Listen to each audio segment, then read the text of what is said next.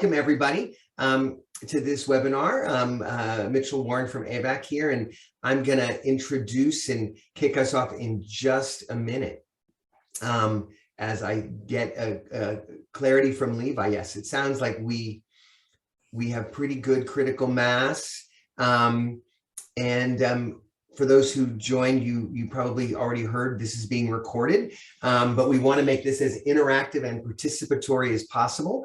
So throughout, it's funny to give Zoom directions these days because I feel like we all know it, but there's the chat feature, Q&A, and raise hands. And as we get in this conversation, definitely want to encourage people to raise your hands, and we'll get you off mute and let your voices be heard. Also, feel free to pop questions and comments in the chat feature. But I have to say, I'm super, there are a lot of webinars and there are a lot of conversations to be had, but I'm super excited about this one because of the person you're gonna get to hear from in the next, 55 minutes or so.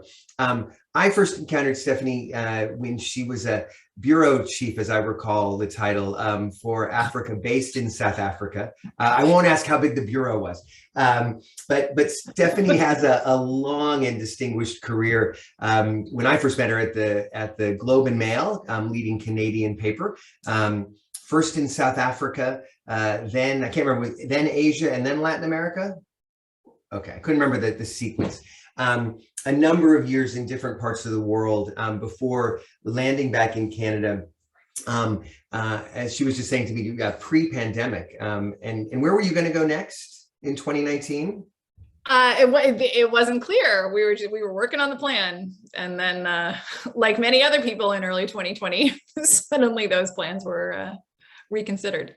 Reconsidered indeed, and really excited, obviously, for AVAC as a New York-based organization. Our hometown paper, the New York Times, was able to scoop Stephanie up just a few months ago as their new global health reporter. And for many of you, I know many of you on the line who work with AVAC and in partnership, where our focus is HIV.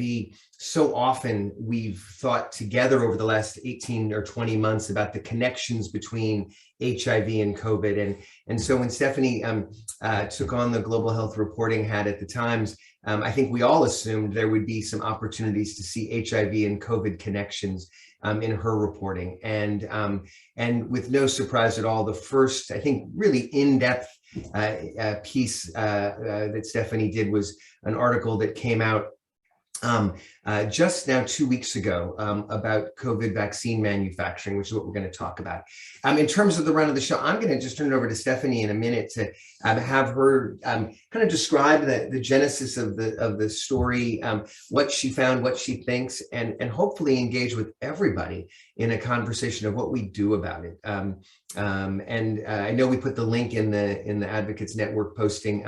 We'll put it again here for anyone who hasn't seen it, but it is a really remarkable piece of reporting.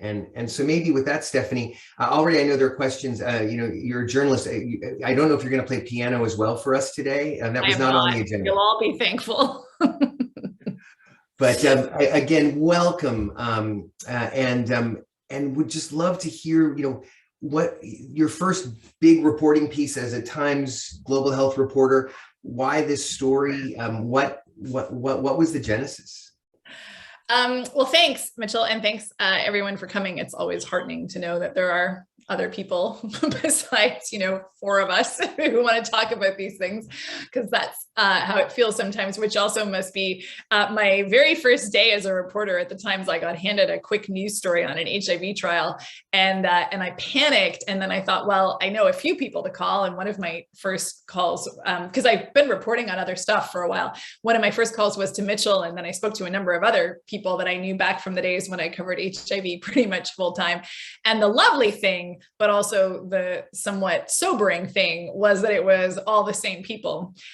It's a lot of the same really dedicated folks who have been working on this stuff and fighting this fight for a long time. And so it was lovely to reconnect with them, and also a grim reminder, even as the world gets super excited about vaccines and the possibility of vaccine technology, it was a grim reminder that certainly for HIV, that conversation is the good news is still a long way away. So I wanted to, I kind of stumbled into this, as I guess is often the way with what turns out to be interesting stories, because I was curious.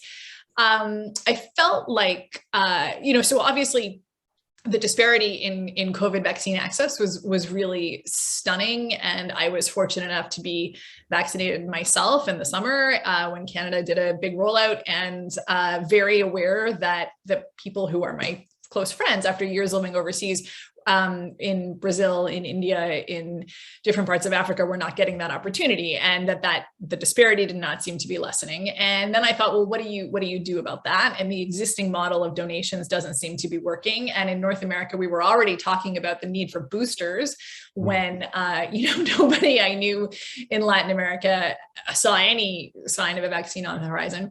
And I have to confess that I didn't actually know very much about how you make an mRNA vaccine. And I think a lot of other people, was kind of convinced that it had to be really new and fancy and complicated. It would be incredibly, really complex to do. And so the kind of question became, how could you tackle this problem of the disparity? And I could see there were already some voices saying the thing you need to do is you need to make them in different parts of the world. Relying on rich countries to donate them is not the basis for a public health strategy. So that's certainly something that was a phrase I'd heard before in the years I lived in South Africa through the peak of the fight for HIV treatment, through Zaki Ashmit's amazing drug strike and the rise of the treatment action campaign in South Africa, and then the treatment action movement across sub-Saharan Africa. And so I started to hear a lot of phrases that were very familiar. Donations will fix this problem. Well, no. Developing countries can buy them. Well, there were not very many, for example, sub-Saharan African countries that could buy could buy mRNA vaccines at the prices that Pfizer and Moderna were selling them. Although we would subsequently discover through my colleague Rebecca Robbins's reporting that, Botswana, for example, was paying more than the United States, that there were countries negotiating bilateral deals that were being charged higher prices than the countries in the global north. But anyway, and then could we make them? Because obviously I remember that the solution to I personally know, could you make them in the global south, right? Because that was ultimately the solution to the fight for HIV treatment, was when you had companies like Gilead and Glaxo saying, Merck, there's no possible way we can produce these drugs for under $10,000 per patient per year, that's it. And then you had, so it feels like ancient history to a lot of people, but you had drug companies in Brazil, in South Africa, in India, raise their hands and say, we could do it for significantly less. And ultimately, famously, Cipla saying we could do it for under $1 per patient per year, right? Okay, that's great for drugs, but enzymatic drugs, and particularly some of those antivirals, turned out to be ultimately not very complicated drugs to make. So now we're talking about a whole different thing, right? We're talking about vaccines, and we're talking about a brand new vaccine technology that nobody else has used successfully. So could you do it? And I'll say that I went into this thinking like this is maybe a long shot, but also, you have to start somewhere. And then I started tracking down people who know a lot about mRNA as a platform for delivering, who know a lot about messenger RNA and the idea of putting it in a vaccine. Because of course, this didn't start with COVID, right? People have been working on this for cancer drugs, for malaria drugs, for a long time, unsuccessfully, largely. But so there were a lot of people to ask. And what I learned is, and this is like a gross oversimplification, and I apologize in advance to any biochemists in the audience. Some very patient scientists explained this to me and then explained it to me again and then explained it to me again. But basically, it's easier, right? It's in fact a lot less complex than making live culture vaccines, where you're growing them in live cells. You're using attenuated viruses. The ones they make in chicken eggs, right? When you're using live cells, there's a huge amount of variation in that process. It's very hard to maintain quality. It physically involves just a lot more stuff, tens of thousands of ingredients.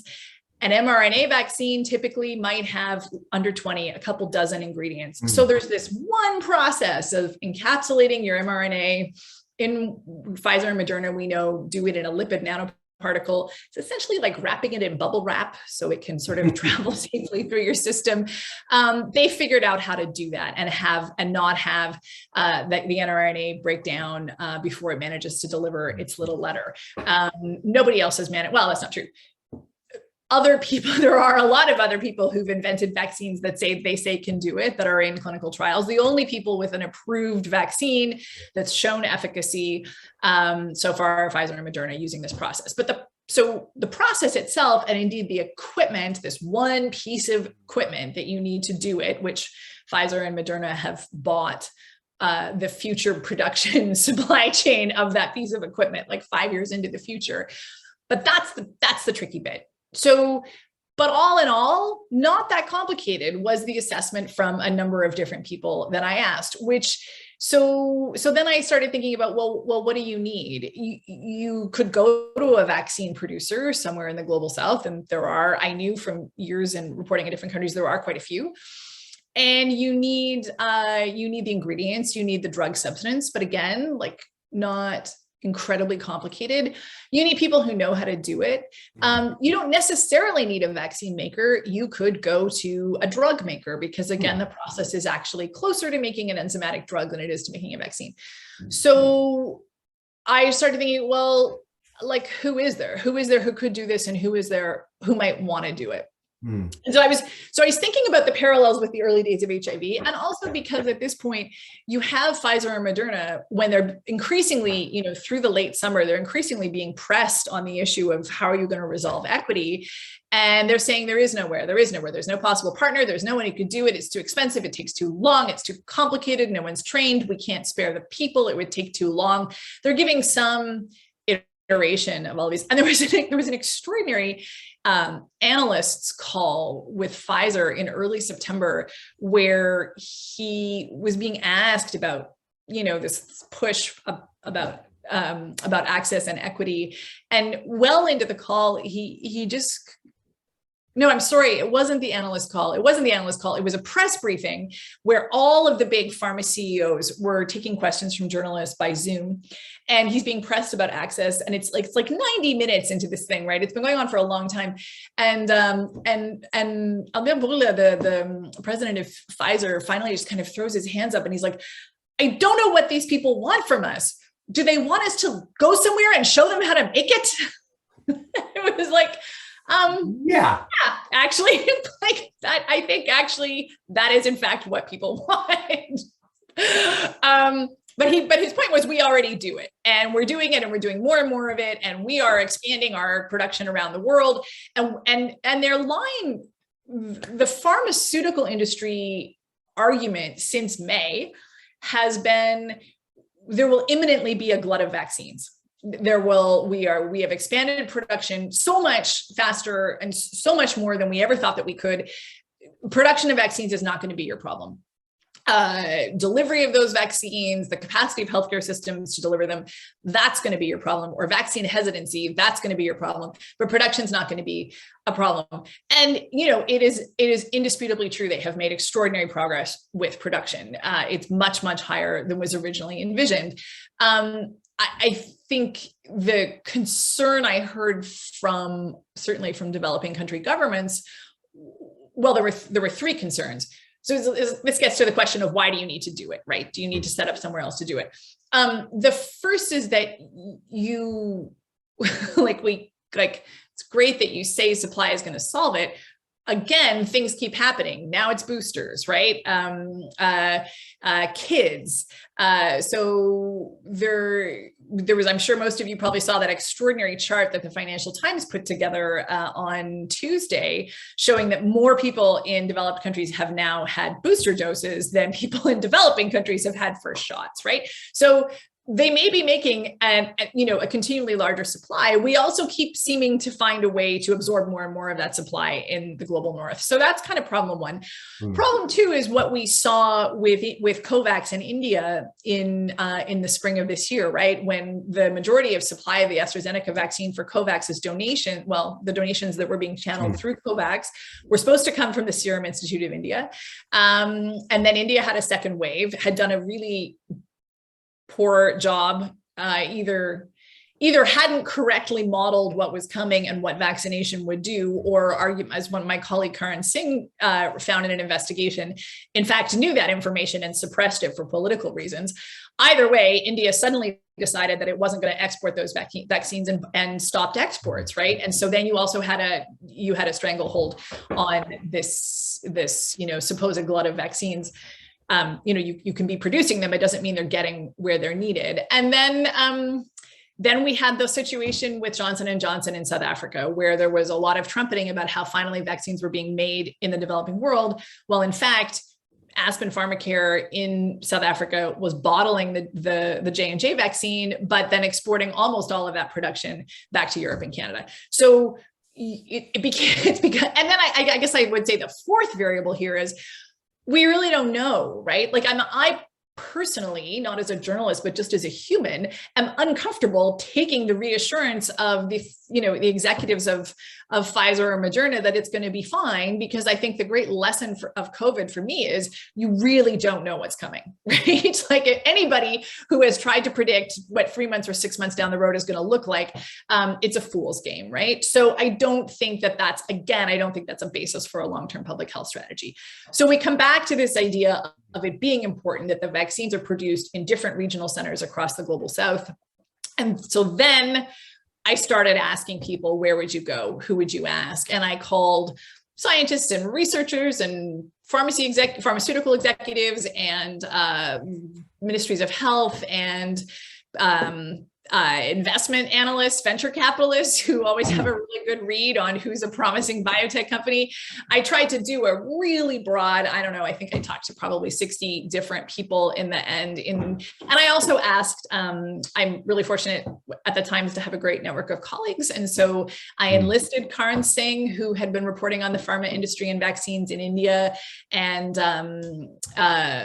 my colleague Muktita Soharno in Bangkok, who is Thai and Indonesian and had a good read on what people think of the different companies there. I called the tireless people in the MSF Access campaign world and a lot of different people in treatment access, and said, what do you think is important? What would you be looking for? And given those criteria, who would you ask? Oh, I called some really nerdy supply chain people who know nothing about global health, but who know a lot about where things successfully move. And essentially sort of plotted all the data points and a list of, I would say originally I had probably 25 companies that I think were strong contenders, and 4 criteria that had emerged as what people said was important, which is like, what do you do now? What kind of facilities do you have? Not necessarily a vaccine facility, but like, what do you do now? And are you making a COVID vaccine? Are you working on an mRNA vaccine? Are you making vaccines at all? What's your track record like? How much money do you have as a company, or could you get? Like, how credible are you? What's the regulatory environment like in your country? Which, let me tell you, is a very unsexy but really important topic, right? So you have Brazil, for example, that maintains European Medicines Council standards, basically FDA standards, right? So it's a lot easier to talk about doing this in a country like Brazil than in a country that has a much lower maturity level for its regulatory environment. But you can get around that if you're talking about a company that already makes WHO pre-qualified products, right? If they already have a demonstrated track history of being able to produce at a level that WHO says means that they can be exported anywhere, that obviously moves you up in the chain. And then, people were very, very positive, for example, about the Argentine producers of 3 or 4 different companies in Argentina, big pharmaceutical companies. But as a person who's, I've covered 2 giant economic crashes and 3 political crises in Argentina, you got to worry about that, right? Like that's a little bit like the India factor. Like the big Indian biotech companies that are doing this are really impressive. But if the Indian government's going to step in tomorrow and shut down your exports, doesn't really help us. So that was sort of the matrix of things that we looked at. And eventually we honed it down to a list of 10.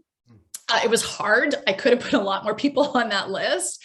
I heard from some people once it was published, fewer people than I had thought I would, but who were crabby about who was off, who was not on, who should have been on. And I said, it was a little bit like America's Next Top Model. Like you kind of had to you can stay, you can't stay. But the larger point being, it's a deep field, right? Like there are a lot of places. And could any of these people do it tomorrow? No, I heard varying lists about like, what would it cost? How long would it take? What would you need? Pfizer and Moderna will tell you that it's absolutely not feasible to address the vaccine gap by starting somewhere else. And I think there's two things to take into account when we think about that argument. I mean, one is if we had started when we were having that argument a year ago, if Moderna had said, we are going to stand up production at this facility in Germany and in New Hampshire, or wherever they are, and simultaneously in Sao Paulo and Pune, the world would look really different, right? So we could have done it then. We didn't. We could have done it when we first started having this conversation and we didn't. I think the thing to think about is let's just do it now. And certainly that's the way the WHO has gone about this.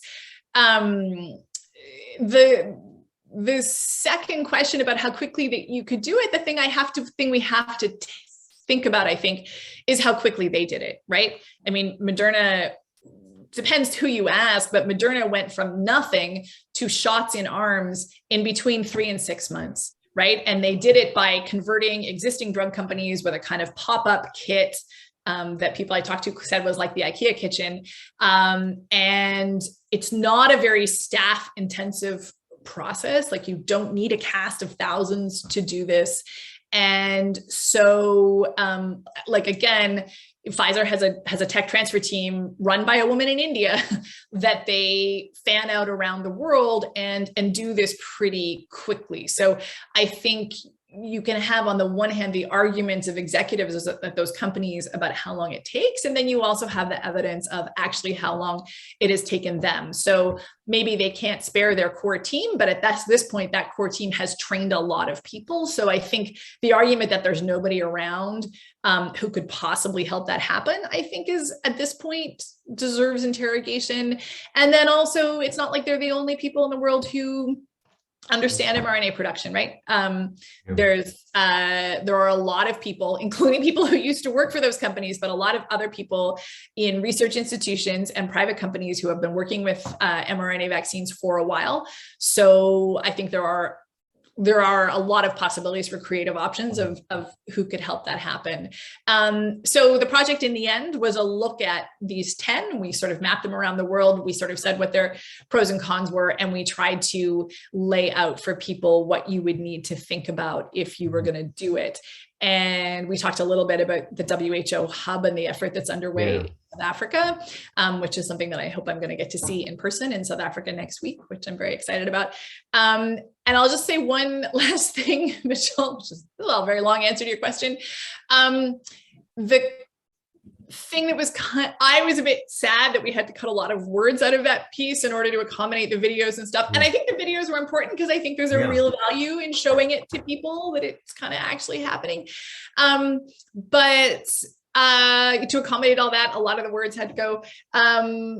But the majority of responses that I saw from readers was really at the level of like, wow, there's places that could make this vaccine in the developing world. Like it just, the whole idea, it was just an interest. It was illustrative to me of the way that the kind of narrative, maybe because we're all like, it's partly a narrative from Big Pharma. It's also because we're all feeling really grateful, right?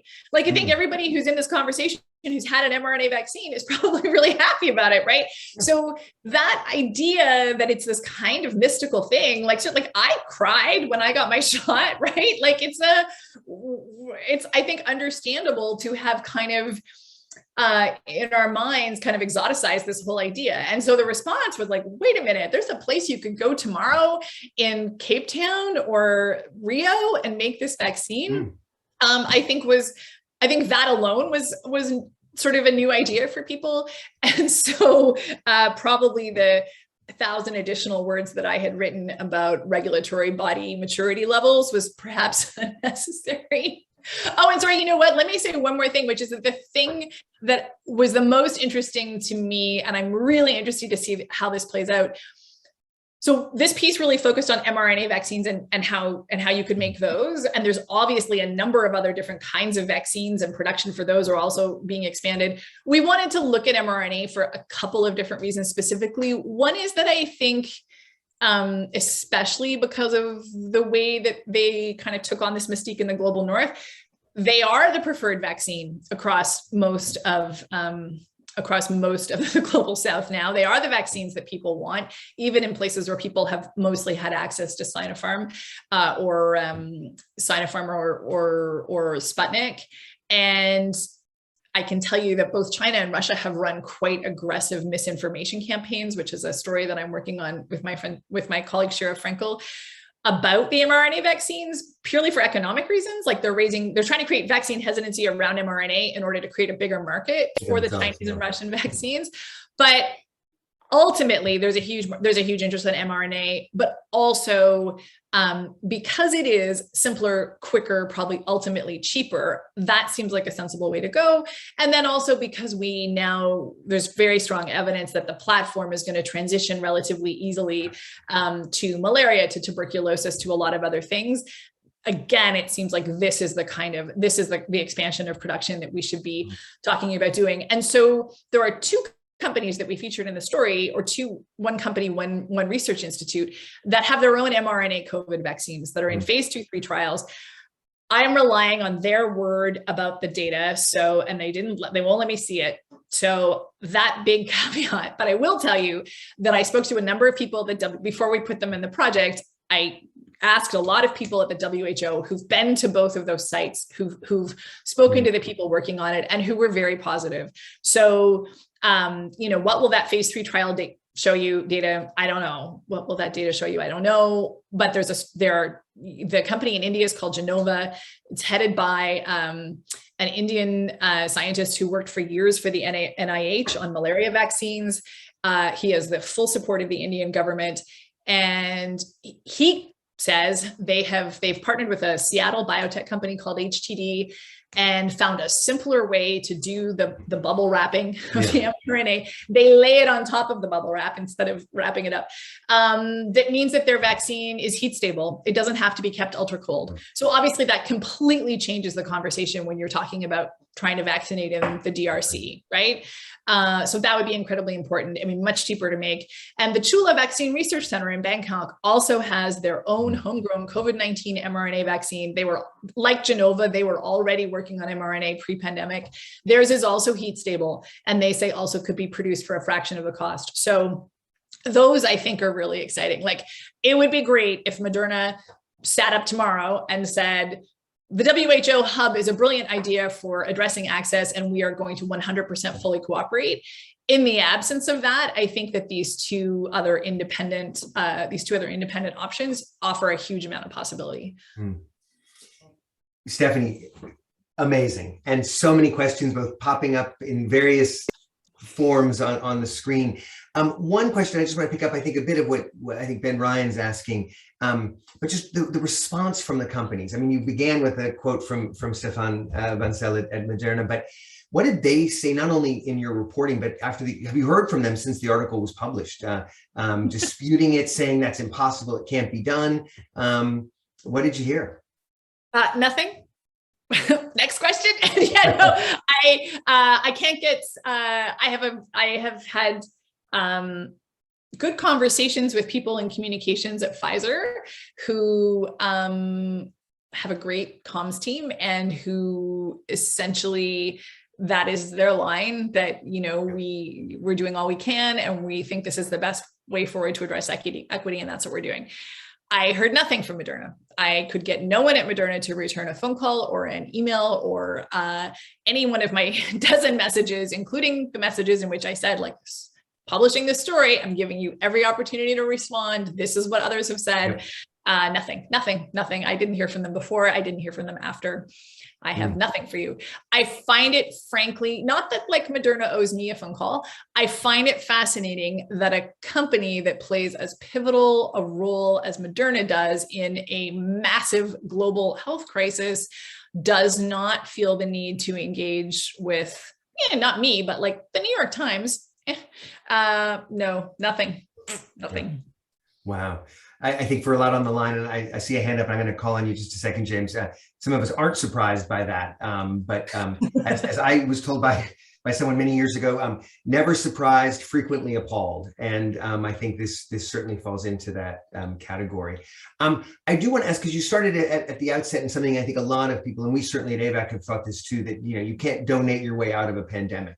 But you do mention a bit about kovacs in the article, and I know a question came up from a longtime fabulous advocate, Bill Snow, about what about kovacs, and not just as the conduit of donations of the innovator company, but even if some of these companies that you described were to make at scale, is there a role for kovacs, or do we need to collectively move our minds to an entirely new architecture or paradigm for access?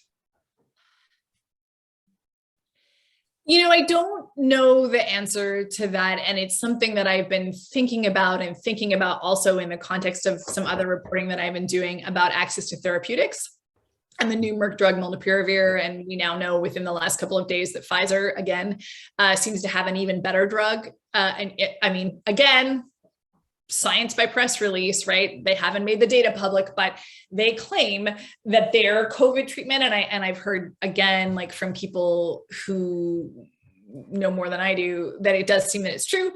So when people started talking about access to therapeutics and are we about to repeat the same problem that we just had with vaccines, how are we going to do it? What are the mechanisms? Do we use kovacs also for treatments? Do we set up a whole parallel mechanism? And I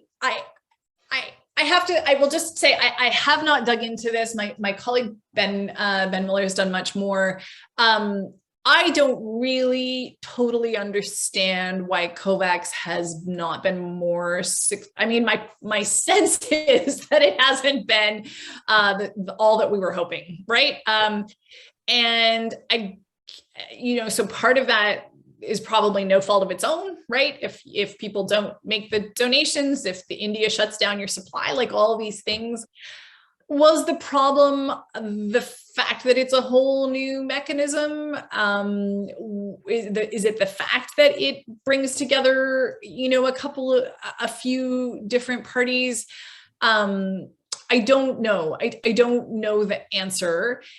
I will so Rebecca Robbins' reporting really shows that where vaccines have reached the poorest countries, it's been through bilateral deals, right? Like it's been purchases that have actually, surprise, it's been cold hard cash that have made those vaccines available. So will you see kovacs being supplanted? Like if, for example, Genova says that they are going to have their phase 3 data out by the end of the year. They're hoping for approvals in the first emergency regulatory approvals in the first part of next year. Will you see, they're talking about, equity and affordability, they say is going to be a key part of what they're doing. Remains to be seen. They wouldn't be the first people to suddenly, once they have a really successful heat stable vaccine, to suddenly charge a lot more for it. But if they're serious, then do you see Malawi bypassing COVAX and going right to Genova and saying, we're going to buy your extremely affordably priced vaccine directly from you? I think if those people, if the 2 or 3 organizations that say they've got their own heat stable, very affordable, we're going to sell it at the price of a generic drug, if those come through, then my guess is that kovacs will be overtaken. I mean, presumably Gavi or whoever will also be trying to buy from those people, and you will have limits on what's available supply-wise. But the bilateral deals have continued to be the answer to supply for a lot of places. And I have to confess, I don't know what's gone at the core of kovacs. I don't really understand what's wrong. And I have that on a list of things that I've been talking to Ben and Rebecca about whether that's something we need to report further. No, I think it's super important. And just to put a pin in it, it'll be interesting to see as the Merck antiretroviral as a therapeutic hits the market. I just got approved in the UK, I believe, earlier today. Will it follow an existing mechanism or platform for low and middle income countries? So, for example, will the Global Fund, who've taken on a key role in COVID, and it might be an interesting comparison and contrast between how a therapeutic works through potentially an existing infrastructure, as opposed to trying to create something entirely new. And I think that's a huge test as advocates about what the future of the global health architecture is like. But as I say, lots of questions. James, I see your hand up, and probably someone, I can't think of someone who's thought more about mRNA manufacturing, maybe other than you, is James Krellenstein from Prep for All. So James, over to you. Hey, Stephanie, thanks so much for the article. Longtime fan, first time caller, I guess. But and I really loved the article. And I think that, there's, among all of us, there's really no question of whether people in the global South or manufacturers in the global South can make mRNA vaccines. I think the answer is obviously yes. And there's no doubt or debate whether we need to actually go at the end of this pandemic, we need to have a system where there's globally decentralized manufacturing capacity.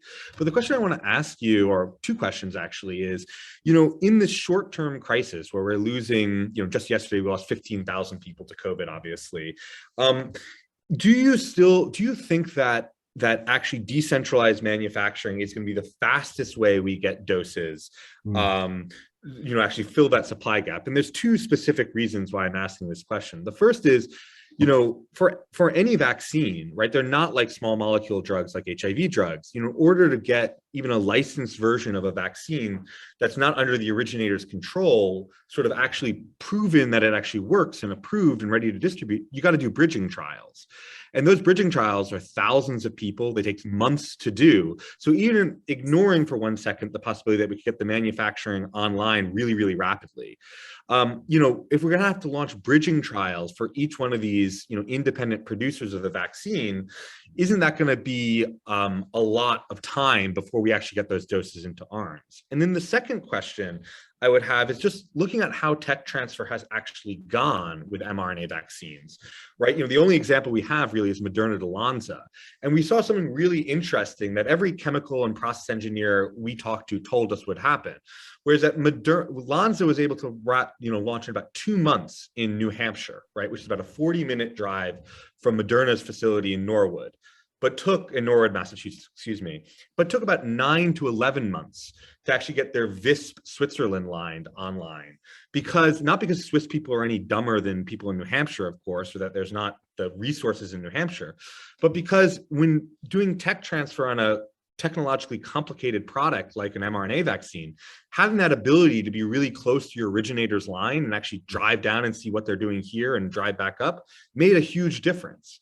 So even though the Visp facility is Moderna's, Lonza's flagship facility, is actually better equipped than Portsmouth, it was able to go about 2 or 3 times faster to actually get drug substance online than what was going on in Switzerland. So I just want you to, I would love to hear your perspective on those two issues. My perspective, which could be summarized as, I don't know. This is what I mean. This was the America's Top Model aspect of this whole thing, where it's just like, oh, you can convince me of one thing. Well, you can now convince me. And then I would call Zane, for example, and Zane would convince me of a different thing.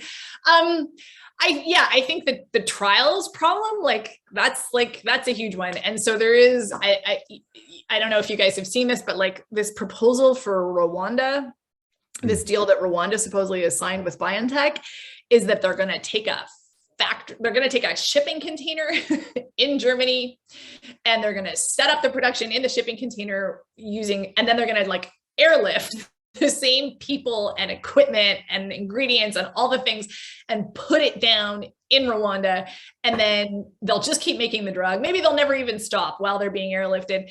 And so then they won't need to do regulatory approvals because it'll be all the same. You won't need to do trials because you're still making the same vaccine. Like, like, I feel like maybe that's not going to work as well as they think it is, but maybe I'm just a skeptic. The trials thing is a huge problem, which is, I think, why, like, in terms of setting up production somewhere, I think that the hub in South Africa and the hub with the cooperation of Moderna would be the thing that gets you through the largest number of those hoops the most quickly.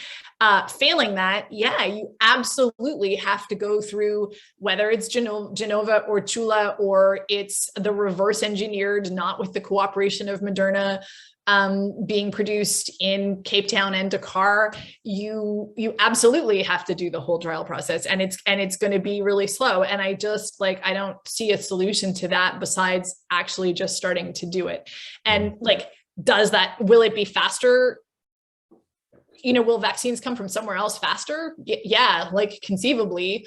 But again, I just feel like what happens in 6 months when there's a new variant? And so now we're all getting some new tweaked Moderna booster, and we're going to do all children, and, you know, we're going to do every person of every age in the entire global north before we do Malawi. Like, I don't know. Like, I like, looking around right now, yes, the process of doing huge trials, you know, starting with a whole new separate mRNA vaccine with huge trials is going to take an incredibly long time. And does it seem like there should be something more efficient than that? Yes.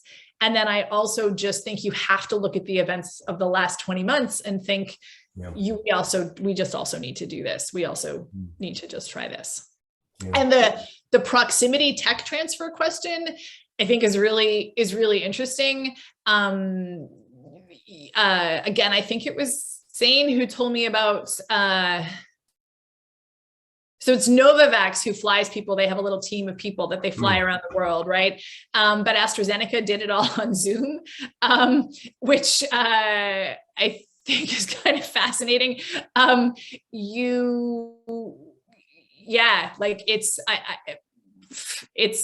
don't think it's easy. I think having the physical people there is going to be important. I think it will take a long time, unless you're going to try the shipping container in space model that BioNTech is proposing. It's like, of course, and nobody, you know, I'll say, James, like, nobody that I talked to nobody was a sort of undiluted cheerleader, right? Nobody said it's going to be super easy. People were very realistic and very sober about the fact that it was going to be complicated. A quote that I had to cut from the story, Patrick Tipu, who is the sort of chief scientist at BioVac, who's a partner in the WHO hub. Patrick said, like, here are all the things that I can think of that are going to be hard and a problem and take a long time. And then there's all the ones that I don't even know about. Right? He's like, I can't even tell you what I don't know because I don't know it. It's going to be hard and slow and take a long time. And we don't have another solution except to just do it, because nobody's coming to help us. Yeah. So, you know. And I think, Stephanie, and there are a couple of questions that came up about tech transfer and the human resources, and your table. And for those who have seen the article, the table of the various manufacturers shows the issue of production, facility, human capital, the regulatory piece, and the money. But of all of those, this issue of where did any of these come out at the end in terms of, would it be, what's the price point? Do we assume that simply by moving to one of these 10 manufacturers in Latin America, Africa, or Asia, the actual price is fundamentally different? Did people comment on what comes out the other end? Nobody was willing to put a dollar figure for me on it, which, like, frankly, I think I didn't push too hard on that, because I think that's fair, because there's a million variables at this point, and we don't know what they are, right? I will say that for both Chula and Genova, the fact that they are trying to, you know, Genova is owned by MCure, which is a big generics manufacturer, and they really have access kind of baked in I mean, whether it's access from a social justice perspective, or just access from, if we're making the drug that's viewed as accessible, this is a good business practice, whatever. Affordability is very much at the forefront of what they are planning to make. And they know, like, a company like MCure supplies drugs, to the Zambias and Chads of the world, right? Like, they know what kind of a price point they would need to be talking about to be affordable.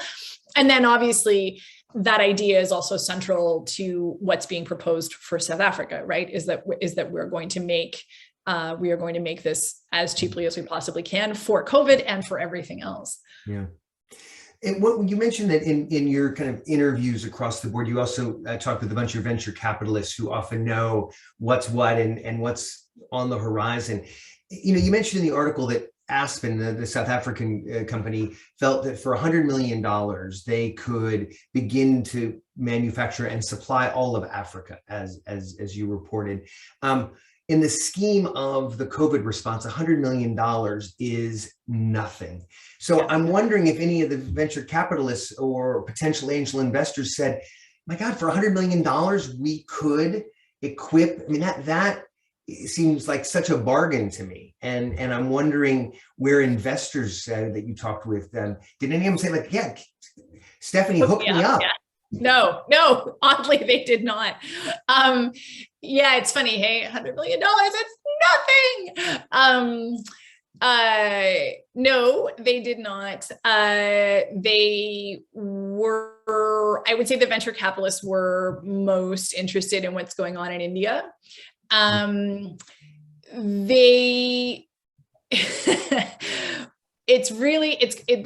This also ties into a couple of other different stories that I'm working on. There is now, I would say, an ecosystem of people whose job it is to broker deals in global health. They're finance people. They're like, like real kind of city in London or Wall Street kind of finance guys, because there's so much money sloshing around in COVID.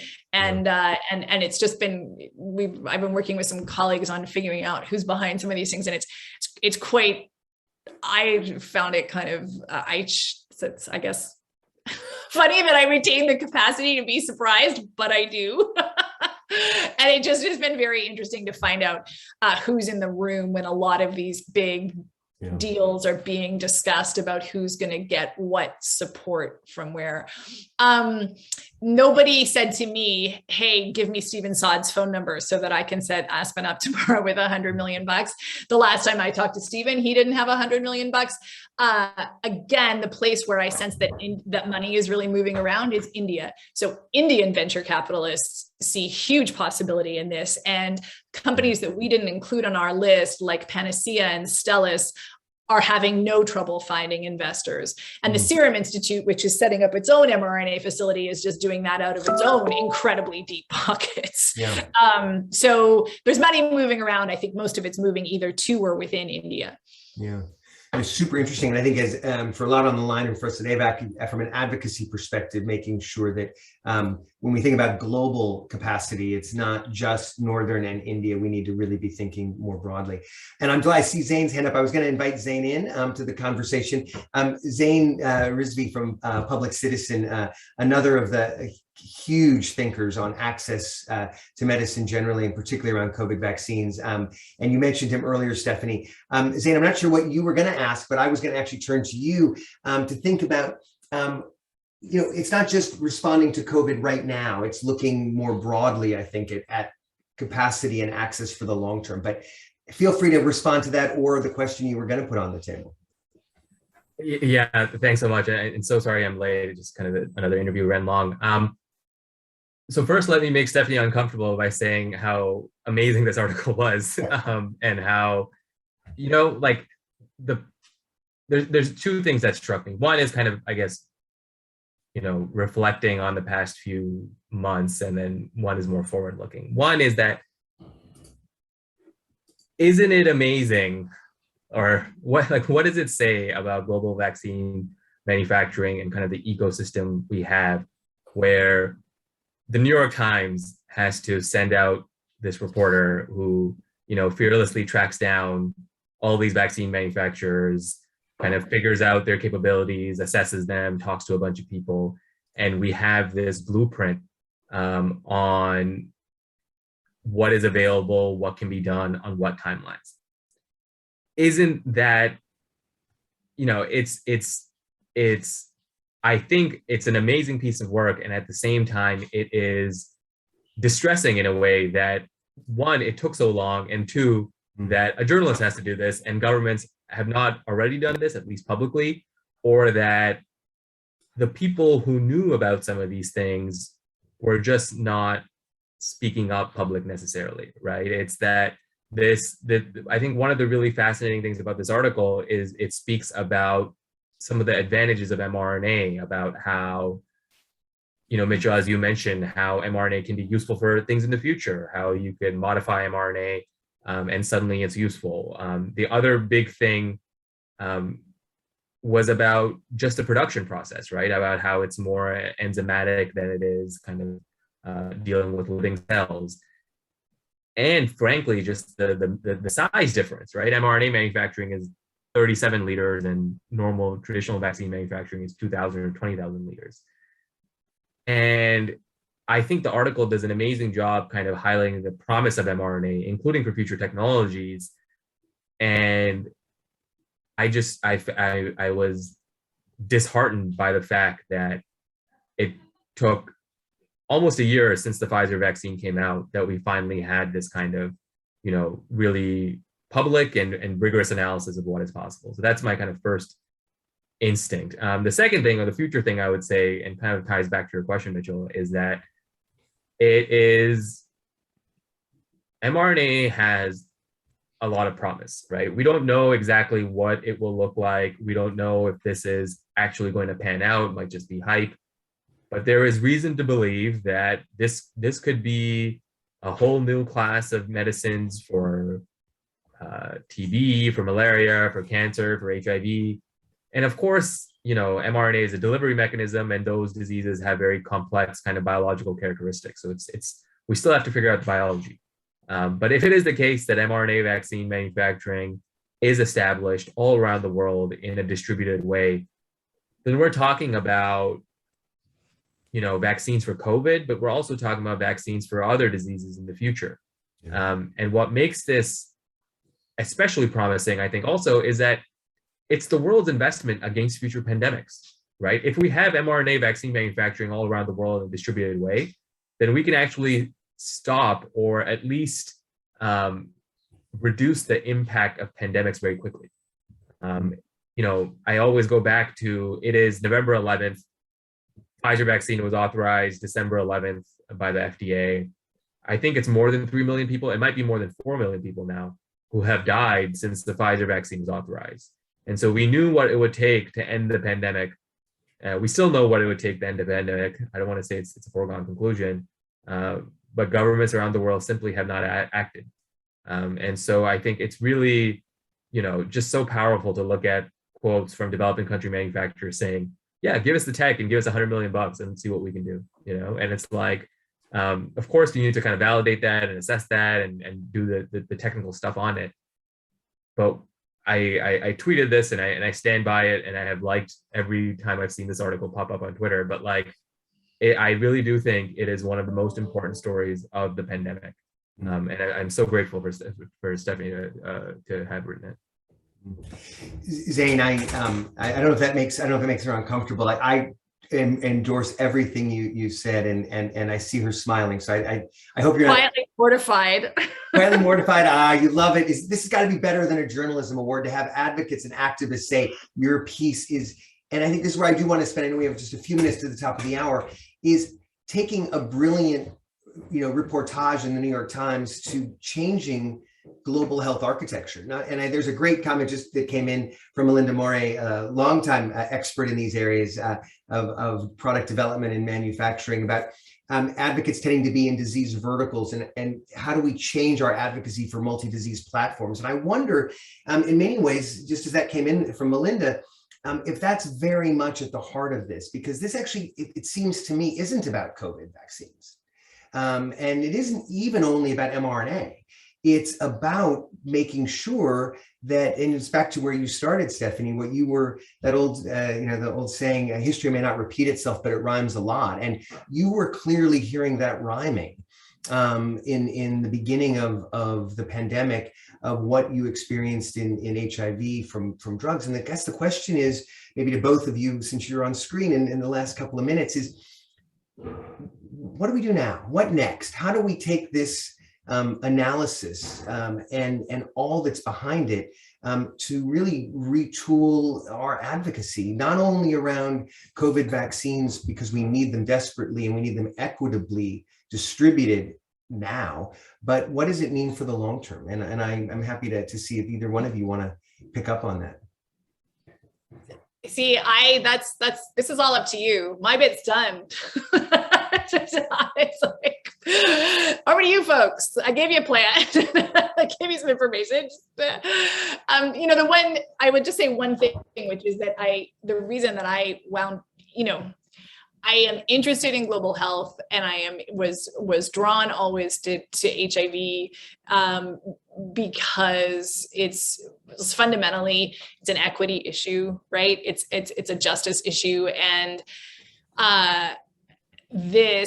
so like we can talk about mRNA being good for lots of platforms, but like ultimately, or lots of diseases, like ultimately what we're talking about is access, right? And is there going to be a great new technology that continues to solve or starts to solve different health problems for people who have money, and is, like so many others, out of the reach of people who might need it? So I think this very much is still about COVID, because I think we're still going to be like, we might get to stop talking about COVID in 6 months.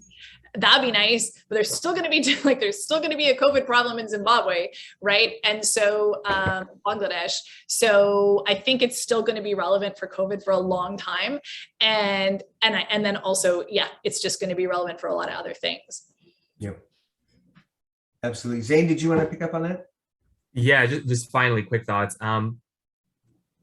It's about the technology, right? It's about the technology and getting the technology out there. We know developing countries want to make the vaccines. We know some of them, are ready to make the investments, but it's about the technology. And so I think it's obvious, but it's important, which is that the Biden administration should be pushing the companies to share the technology with manufacturers around the world. The Biden administration has the tools. It has the Defense Production Act. It has contractual rights, it has the other IP, and it's the most powerful government in the history of the world, right? This is a pandemic. Thousands of people are dying. We need to get vaccines as quickly as possible to people all around the world, and we need to do that in a way that solves this crisis, but also leaves us better prepared for any future pandemic threat, because this is, the first pandemic in memory for a lot of us, but it is certainly not going to be the last. Yeah, it's interesting.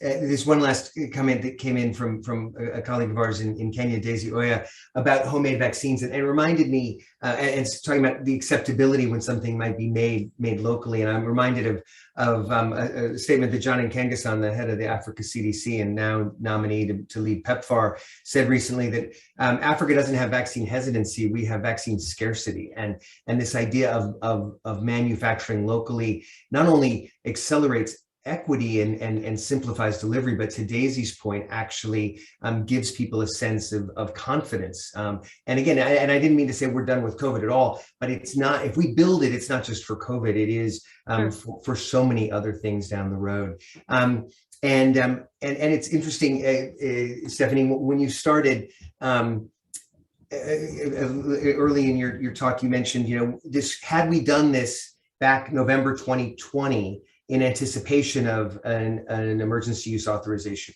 or had we done it in March or April? And it reminded me of the great story, when is the best time to plant a tree? And of course, the answer was 20 years ago.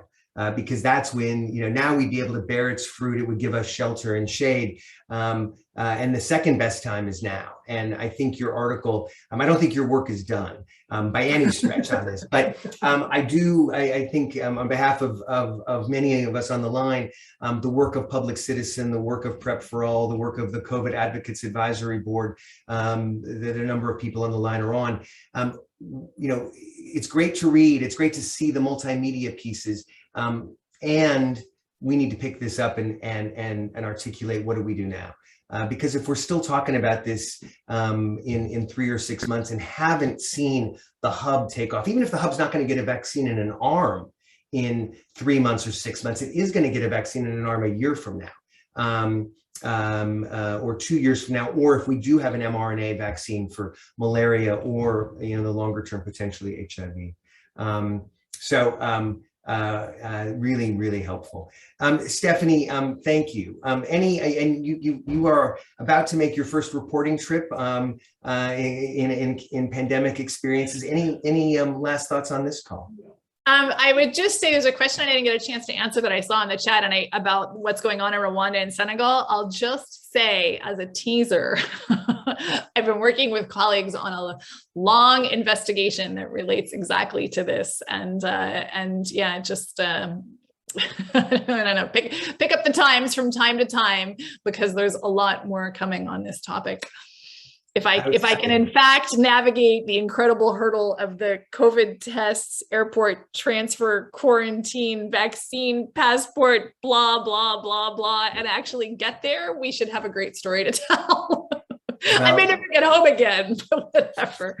We look forward to that, and seeing you on the ground in the field is a wonderful thing. I do want to pick up on just one very last point. I know we're over time, but Bill Snow raises, which I think is really interesting as we think not only about mRNAs, but he's asking about broadly neutralizing antibodies, which are obviously being explored for lots of things. And I think one of the things, I don't know if either one of you have thoughts, when one looks out at the next decade of innovation across all of global health, it's clear that mRNA, that antibodies, and now in HIV, we're expecting soon an FDA decision on cabotegravir, the first nano-formulated injectable for prevention that's already approved for treatment.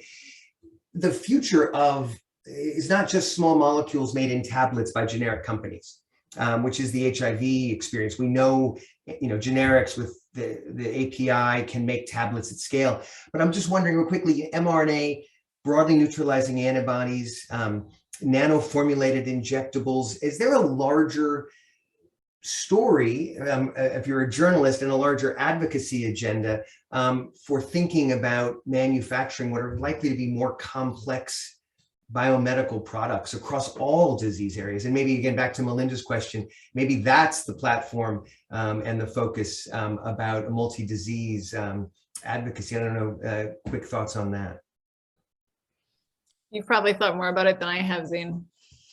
I would say in so many ways, we are just telling the same story over and over again, right? This is the story of public funding contributing to huge scientific innovation, contributing to really breakthrough advances, and yet the fruits of that public funding are largely monopolized. Private corporations end up getting control over technology or being able to exercise unilateral authority over production and pricing decisions. And so, many of the technologies you have mentioned, and let me say, definitely in the case of mRNA as well, it started with the NIH, right? It started with the National Institutes of Health in the US. It started with US public funding. It started with European public funding. And so I think one of the real structural challenges and structural, frankly, opportunities is making sure that we make the US government funding agencies, make that NIH really understand that its mandate is about access as well, and particularly global access.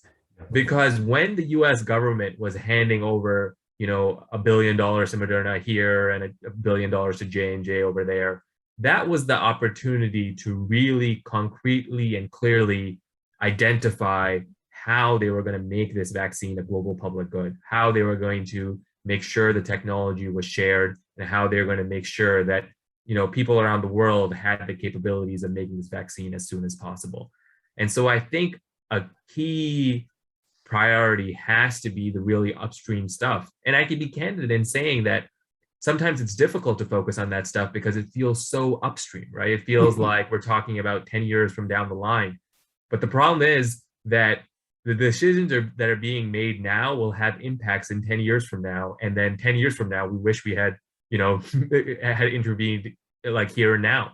Yeah. And so that I think is really crucial. And as you look at things like gene therapy and CRISPR and access, this is, right now we are in vaccine apartheid.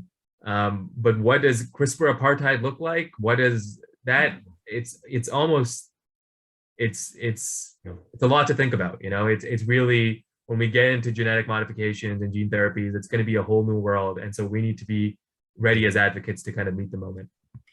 And I get the one thing that I would say about that. So when I was starting to report on therapeutics access for COVID and who would get it, and I didn't end up using this reporting, but I wanted to talk a little bit about what that had already looked like for people elsewhere. And I spoke to doctors in rural Ghana, and I said, did you manage to get remdesivir? Did you, back when we thought hydroxychloroquine was a thing, could you get it? Like, no. And I said monoclonal antibodies, and they burst out laughing, and they said if you could get monoclonal antibodies, you would rather, like, you just charter the plane and just get out of here, right? Like, that was the equivalent price for the flight. For the price of monoclonal antibodies in Ghana, you could just fly to Europe on your own plane. And I have been working on a really interesting initiative around. There's quite a good project working on monoclonal antibodies in Latin America. But like, what makes it interesting is that it's the one project that's looking at like what you can make and how you could make it affordable. There's one little project in Ecuador, right? It's not baked in from the beginning at all in like, here are these amazing technologies that are offering so much help to people in North America, or, the possibility of hope in North America and Europe. And it's great that there's a little project in Ecuador, but there's a little project in Ecuador, right? And so it just, Zane is thinking much more than I am about like what you would need to do the upstream stuff. But I can tell you from trying to report it on the ground, like, it's just, we are having this conversation right now about COVID vaccines, and probably we will imminently be having them about therapeutics. But for everything else that's coming, like, it's really not, it's not baked in from the beginning. Yeah. No, and we all learned that in HIV, and it didn't get baked into COVID, and I guess that's the real metric of our collective success. Will we do better with CRISPR and gene therapy and a nano-formulated injectable for PrEP? And I think that, again, from an HIV advocacy perspective, will cabotegravir for PrEP look like COVID vaccines, that people who want it and will benefit from it in the US get it in January, and people in low and middle income countries talk about it and say, well, I might as well just charter the plane. And I think that's the test. And I know we all are really good at documenting the lessons over and over again, but I think the success is when we actually apply the lessons. And I think that's the challenge for all of us. Huge challenges, as someone put in the chat, lots to ponder. And Stephanie, I just remarkable journalism. Everything from talking, we all have heard about lipid nanoparticles, but God, finally someone's talking about bubble wrap and IKEA kitchens as manufacturing setups. You really did a brilliant job of making it accessible. I was going to ask you questions about the future of health research, because there are not as many global health reporters on these beats as there once were, but we are so glad. Hey, but the upside is now everyone's a COVID reporter, right? Absolutely. Absolutely. So, and let me tell you, like, I can just tell you from being in meetings, like, people are aware of some of these things and aware of access issues in ways they never were. So there has been an upside. The Times created an internal channel so that science reporters could start answering questions from the entire rest of the newsroom early on in the pandemic, because suddenly everybody had to understand epidemiology. And it's just interesting to watch the way the traffic to that channel has really trailed off, because people know now, right? People have much more familiarity with a scientific study. And like, obviously some of that's been problematic, right? Everyone's an epidemiologist, but also I think globally, people have a new understanding of some of the ideas around the interconnectedness of public health that they didn't. Absolutely. This is our moment. I mean, for those of us who do research advocacy, who talk about data safety and monitoring boards and pre-qualification, those were, the six of us. Now, my mother asked about a DSMB. There is a level of. Now there's solidly 12 of us. Well, exactly. It's strength in numbers, but there is a rising science, vaccine, and research literacy, and we need to capture that for both R&D, but also for access going forward. So I am excited that you are back on the beat with the Times, that you're about to head out, and really looking forward to pieces you write, and look forward to having many more conversations like this. Really, your ability to help us understand issues, and as you say, to give us the plan, and then as advocates to go see that plan put into place. That's our collective task, and I'm really looking forward to continuing to work with you on that. Zane, thank you so much for joining, and really appreciate everybody's time on this.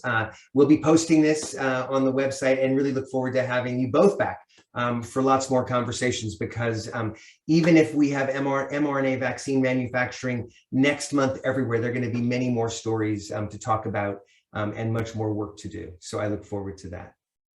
Thank you so much for having me. Thanks everyone for coming. And safe travels. Thank you. Take good care. Thanks, Cheers everyone. all. Bye.